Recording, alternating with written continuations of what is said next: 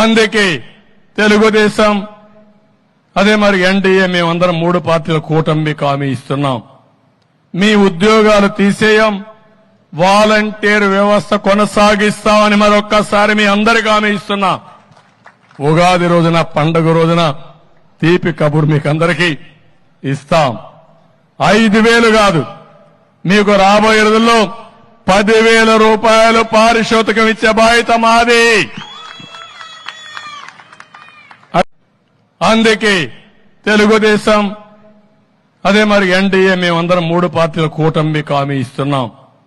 మీ ఉద్యోగాలు తీసేయం, వాలంటీర్ వ్యవస్థ కొనసాగిస్తామని మరొక్కసారి మీ అందరికీ హామీ ఇస్తున్నా.